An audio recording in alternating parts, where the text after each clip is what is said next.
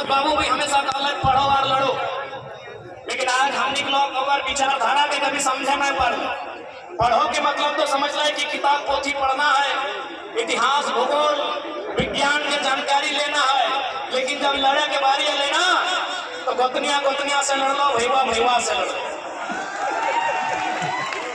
तो इस लड़ाई के बाद विनोद बाबू नहीं करते, लड़ाई करना हले अपन अधिकार के खातिर, लड़ाई करना हले अपन हक के खातिर, तो सही खातिर जितना भी।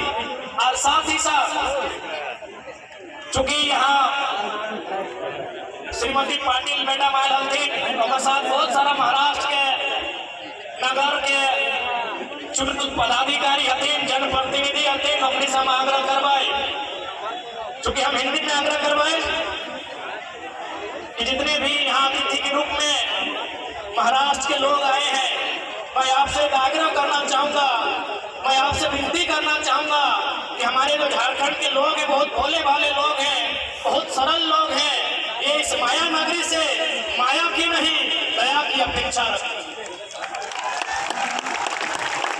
माया का मतलब होता है छल प्रपंच, तो झारखंड के लोग बहुत सरल लोग हैं, बहुत भोले भाले लोग हैं, इसीलिए माया नगरी से और माया नगरी के जितने भी आला जनप्रतिनिधि आए हैं, मैं उनसे निवेदन करना चाहूंगा कि आप झारखंड के लोगों के हर सुख दुख में साथ दें, बदले में झारखंडी आपके लिए जान तक देने को तैयार होते हैं, क्योंकि हमारे लोग बहुत सरल होते हैं। और मंच में बहुत सारे हमारे मराठी भाई बंधु उपस्थित हैं अतिथि के रूप में, मैं उनको जानकारी देना चाहूंगा, झारखंड में भी महाराष्ट्र के लोग रहते हैं, ऐसा बात नहीं है कि नहीं रहते हैं, लेकिन मैं आपको आंकड़ा दूंगा, झारखंड में जितने भी मराठी लोग रहते हैं अधिकारी के रूप में रहते हैं, हमारे यहाँ हमारे लोग जो आपके यहाँ रहते हैं मजदूर के रूप में रहते हैं, हम भोले भाले। तो जितने भी मराठी अतिथि के रूप में आए हैं, मैं आपको संदेश देना चाहूंगा कि हमारे झारखंड के लोग बड़े सरल किस्म के लोग होते हैं, खेती बाड़ी करने वाले लोग होते हैं, भाईचारा के साथ जीवन यापन करने वाले लोग होते हैं। ये हमेशा इस माया नगरी से माया की नहीं दया की अपेक्षा रखती है।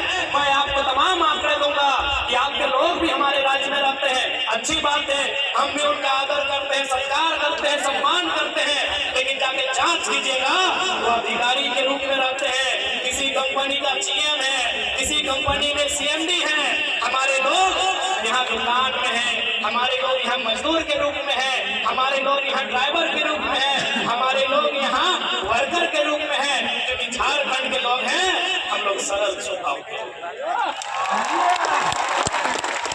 इसलिए मैं जितने भी यहाँ आसपास के लोग जो महाराष्ट्र की राजनीति से संबंध रखते हो, क्योंकि ये नगर निगम का क्षेत्र है, नगर निगम महानगर निगम है, तो जितने भी लोग संबंध रखते हो मैं उनसे निवेदन करना चाहूंगा, हमारे झारखंड के लोग उनके साथ साथ तमाम जो लोग यहाँ प्रवासी के रूप में रहते हैं उनकी यथासंभव सहायता की जाए, क्योंकि आज ये लोग जो यहाँ प्रवास होकर आए हैं ये आपसे दया आपसे सहयोग की अपेक्षा रखते हैं। यदि हमने जरा सी भी अन्य प्रदेशों की भांति अगर डोमिनेट करने का नेचर होता तो हमारे पास 40% खनिज संपदा है, अगर महाराष्ट्र के पास पत्थर का खदान है, यदि माया नगरी को आर्थिक राजधानी होने का गुमान है तो हम भी कोयला राजधानी से आते हैं। यदि माया नगरी को आर्थिक राजधानी होने का गुमान है तो हम भी देश की कोयला राजधानी से आते हैं, झारखंड से। इसलिए हम चाहेंगे महाराष्ट्र और झारखंड का संबंध परस्पर आगे बढ़े, हमारे संबंधों में और मिठास भरे और सुगमता सहजता सरलता आए, ताकि हमें इस राष्ट्र की उन्नति में योगदान देने में हमारी भूमिका हो। हमारी यही खासियत है कि हम जहाँ जाते हैं उस अनुसार ढल जाते हैं। यदि हम महाराष्ट्र आए हैं तो हम महाराष्ट्र का आदर करते हैं, मराठी मानुष का आदर करते हैं, यही हमारी खासियत है। बाकी अन्य लोग भी झारखंड में रहते हैं, अन्य लोग भी झारखंड में रहते हैं, आप जाके वहाँ के व्यवहार को जांचिएगा, वहाँ के तौर तरीकों को जांचिएगा, जमीन आसमान का अंतर मिलता है। इसलिए आज ये महाराष्ट्र से हम लोग सीखने आए हैं, क्योंकि कुछ दिन पहले माफ कीजिएगा, कुछ दिन पहले हमने एक अखबार में पढ़ा था कि महाराष्ट्र में कोई एक ऑटो ड्राइवर था जो यहाँ के एसपी से सवाल किया था कि एसपी साहब, डू यू नो मराठी? ये आपने भी पढ़ा होगा। ये एक मामूली सा ऑटो ड्राइवर जो टेम्पो चलाता है, वो किसी डिस्ट्रिक्ट के एसपी से पूछा था कि do you know Marathi? If you don't know Marathi, get lost from here. तो हम ये साहस लेने आए हैं महाराष्ट्र से, ये हिम्मत लेने आए हैं महाराष्ट्र से कि आपके यहाँ एक ऑटो ड्राइवर एसपी से हाथ दिखा के बात करता है। सड़क में फुटपाथ में चलने वाला एक मामूली मराठी यहाँ आला अधिकारियों से हाथ दिखा के बात करता है। लेकिन हमारे झारखंड में, अरे स्टार वाले तो छोड़िए, एगो वर्दीधारी देखे तो उनका हालत खराब हो जाता है। इसलिए इस मिट्टी से हम लोग हिम्मत लेने आए हैं कि भाई यहाँ की मिट्टी में क्या खासियत है कि यहाँ इस प्रकार की विधि व्यवस्थाएं हैं, यहाँ इस प्रकार से उन्नति का अवसर मिलता है। हमारा झारखंड 40% खनिज संपदा देता है।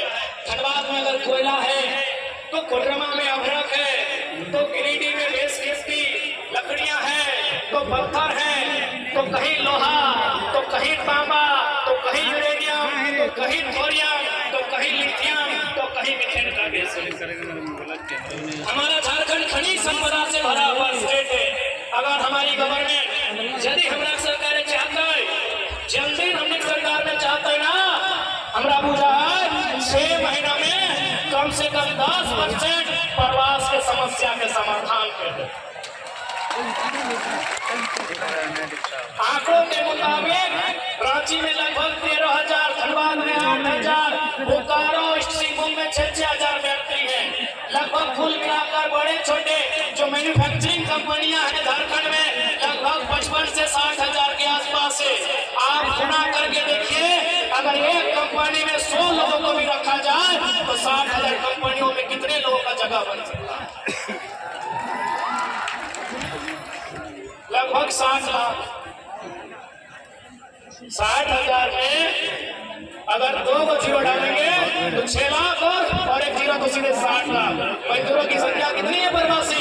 12 लाख। समाधान है कि नहीं है? लेकिन पॉलिसी नहीं है, नीति नहीं है हमारे पास।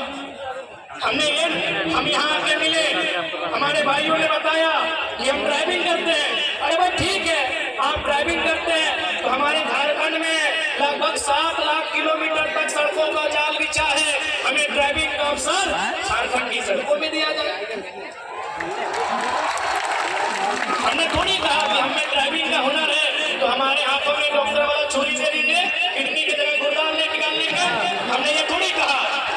हमने थोड़ी कहा कि हमें इंजीनियर का काम दे दीजिए। हमने थोड़ी कहा हमें जो टैलेंट होगा, यदि हम मैक्सिमम लोग ड्राइविंग ही जानते हैं और हमारी नियति में, हमारी इस जेनरेशन को ड्राइविंग भी करना नियति में है, तो झारखंड में 7 लाख किलोमीटर तक सड़कें हैं। आप वहां अवसर दीजिए, कम से कम 200 किलोमीटर का वहां दूरी होगा, 2000 किलोमीटर की दूरी तय नहीं करना होगा।